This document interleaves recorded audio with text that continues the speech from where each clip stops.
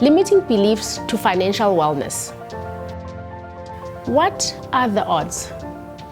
A girl from the southwestern township of Johannesburg, born of a teenage mother in the late 70s, getting through primary school and high school without the same fate befalling her.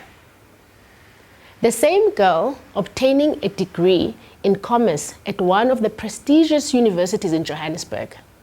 She goes on and qualifies as a chartered accountant in 2007, when Black African female CAs in the country were less than 300. It may appear that the odds were stacked up against her.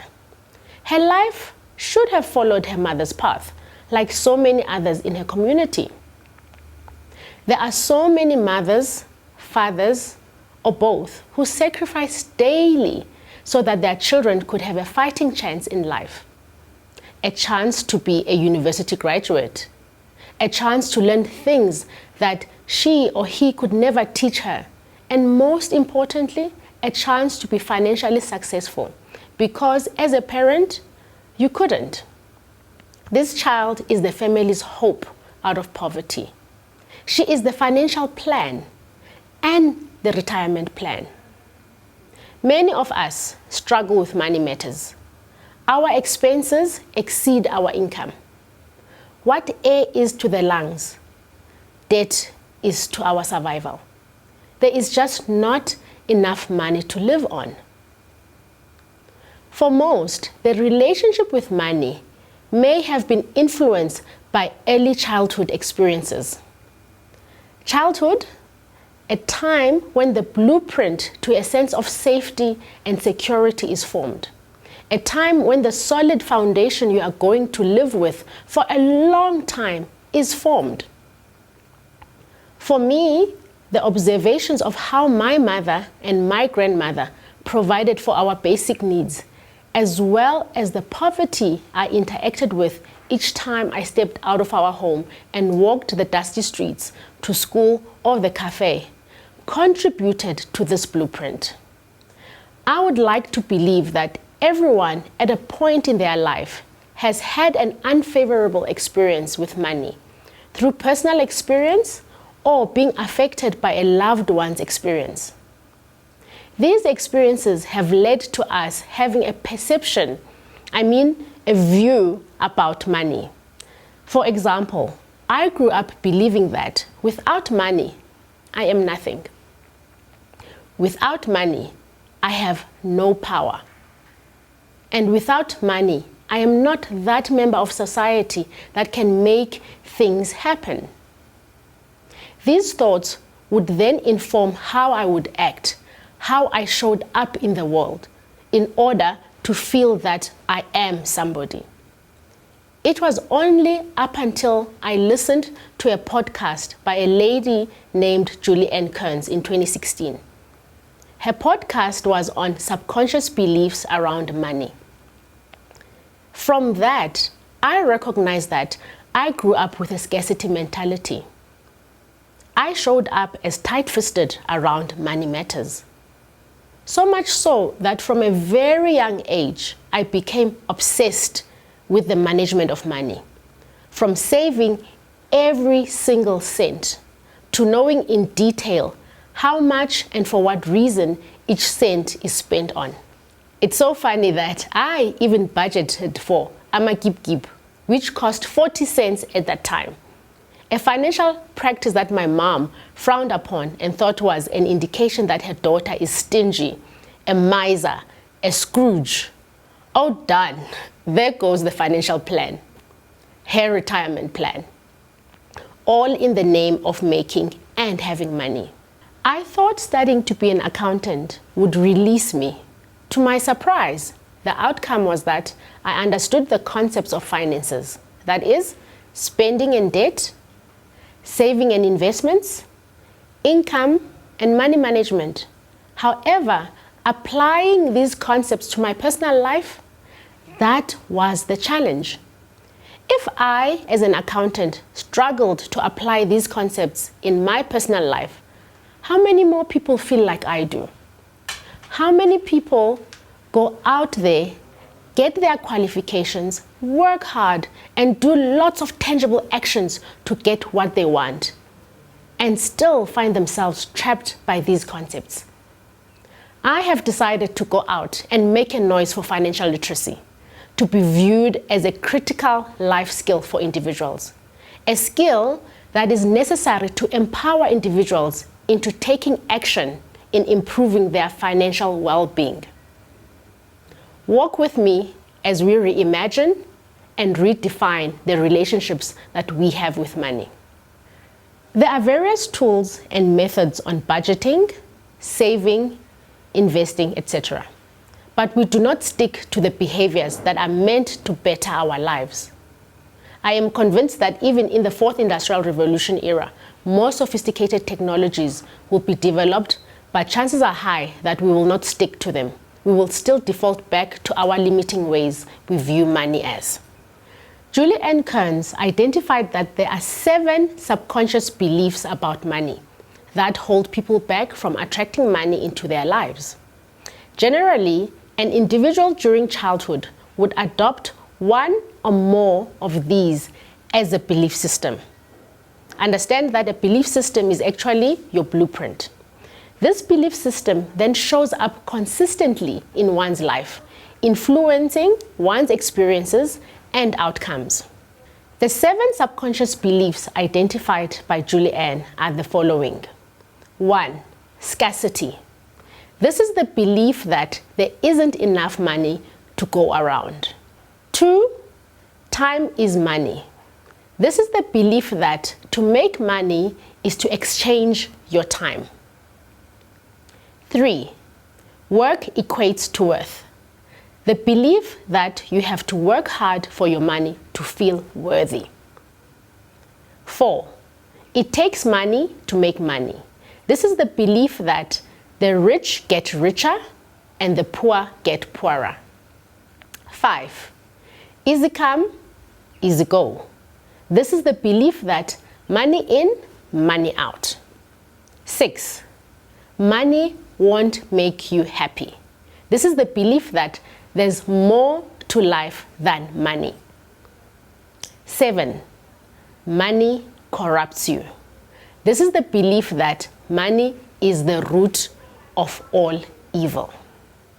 Earlier, I mentioned that I discovered that I grew up with a scarcity mentality.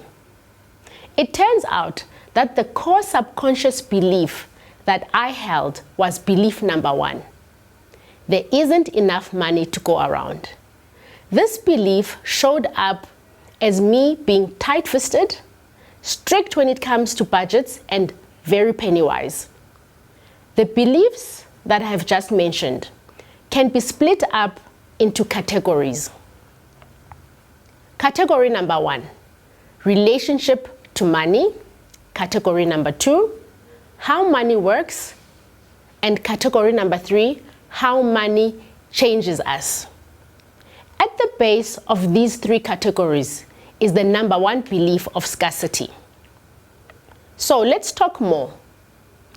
What is scarcity? Scarcity, this is the belief that money is hard to make. Money doesn't grow on trees. And under scarcity, you are trapped in hand-me-down beliefs, or what I would like to call generational programming. Let me explain further. Basically, all of us grew up in a household. What your grandparents were told by their grandparents is handed down to your mother, and your mother hands that down to you, and you hand that down to your kids. And then the cycle continues. So you would find that your parents have particular sayings around money, which you have heard over and over and over. These sayings are not bad or ill-intentioned. However, they are no longer relevant. Those sayings may have been said during times of hardship and scarcity. But when you fast forward to where you are now, you might find that it is time for a new program to be uploaded, a new belief that supports your goals to financial wellness. My relationship to money. Under this category, the beliefs around money that are relevant are number 2 and number 3. That is, time is money and work equates to worth. Ladies and gentlemen, in this category, a person holds the belief that to make money is to exchange my time. The person believes that there are only 24 hours in a day, so I am limited to the amount of money I can make. Exchanging time for money is the only way to make money. Further, in this category, a person sees work as a measure of their worth and therefore holds the belief that I have to work so hard for my money to feel worthy or to even be praised. The self-esteem is overly tied to the work they do. You need to free yourself up to receive income that is not necessarily tied to your work. Knowing your worth with certainty eventually results in settling for something that is not worthy of you. My thoughts on how money works. Belief number 4 and number 5 reside here. That is, it takes money to make money and easy come, easy go.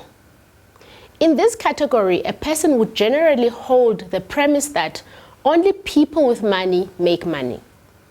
Also, when money has flowed into my life, it will easily flow out. If you are here, you need to replace your belief with a better belief, like easy come, easy grow. That does sound more positive, doesn't it? The last category, how I believe money changes us. Belief number 6 and number 7 reside here. That is, money won't make you happy and money will corrupt you. In this final category, ladies and gentlemen, one would ordinarily believe that money can't buy happiness, love, joy. And the more money I make, the more problems I'm going to have. Also, it is believed that money will make you greedy, turn you into a miser or an evil person, since money is the root to all evil. But is this necessarily true? This is a very dangerous belief around money to have, because it can cause you to experience feelings of doubt, feelings of unworthiness, and believing that people love you only for your money. But in all honesty, money is neutral. It can do a lot of good in the world, like reducing unhappiness and relieving some of the financial stresses. It is so important that you correct what you hold inside first. Know what you value, know what you want, know who you are, and then the money will just amplify you and help increase the positive impact you can make. C.G. Jung says, until you make the unconscious conscious, it will direct your life and you will call it fate. Ladies and gentlemen, let's try to not call everything in our lives fate, and let's be involved in turning things around. So, to have financial success without struggle, change needs to happen. What are the steps to breaking the limiting beliefs about money? Step 1, you need to identify the belief system that you hold.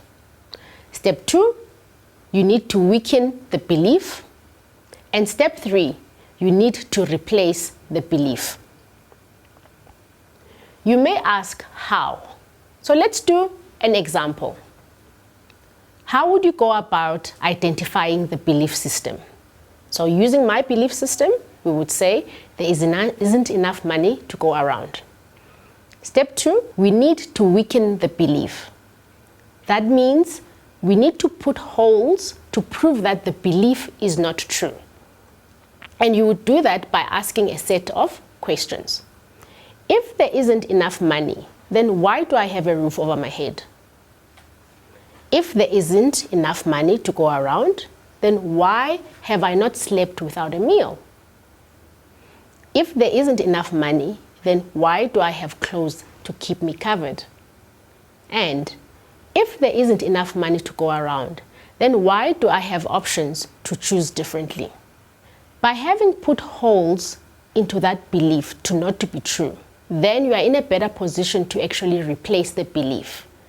And replacing the belief could sound something like this: there is more than enough money to go around, and around, and around, and I can prove it. This is what you would play in your mind over and over until you no longer remember the limiting belief, or until you do not identify with it anymore. Practical money smart to-dos to support the breaking of the limiting beliefs. Ladies and gentlemen, these are active habits you can do on a daily basis to assist you in supporting the new belief that you have now put in place. Firstly, identify, weaken, and replace your subconscious belief about money. This will give you context to why and how you do money. 2, track what you spend your money on a daily basis. And then at the end of the week, notice the categories or themes that show up and add them up. Do this for at least 40 uninterrupted days. If you have an interruption, you need to reset and start at day 1 again. 3, rank the themes into needs or wants. It is quite important that you must be honest with yourself when you're doing this. 4, all that has been ranked as a need together with a spend, I mean the amount you spent on it, consider as your weekly budget. All that has been ranked as a want, deposit the value in a savings account that you cannot access instantly. After the initial 40 days, see how much money you have saved and consider reinvesting for another 40 days, and another, and another. After 120 days, consider rewarding yourself for the commitment. The reward can be a maximum of 10% of what you have saved from the list of your wants. Ladies and gentlemen, this practice should assist you in shifting your mindset around spending, budgeting, and saving, and thereby impacting behavior towards better decision making. Our stories are not the same. It is important to focus on your process and the vision you have set for yourself. Soon, in this way, you would have put into practice good habits to financial wellness. Be gentle to yourself and trust the process. Thank you.